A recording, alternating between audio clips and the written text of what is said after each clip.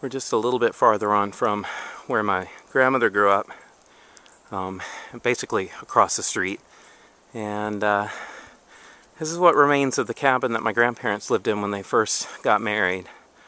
This is actually a double-sided fireplace, so there's actually a hearth on the other side as well. So this would have been in the center of the house.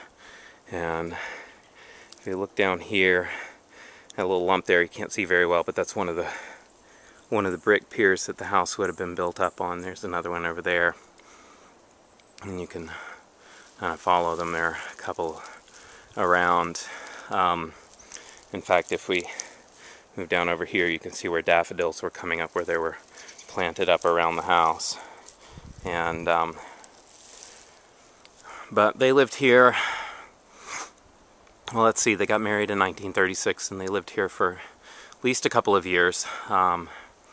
They used to, well, back on the other side of this little stand of trees is fields, and used to work picking cotton in the fields. And my Aunt Sadie was born here, and the next day my grandmother was out working in the fields again.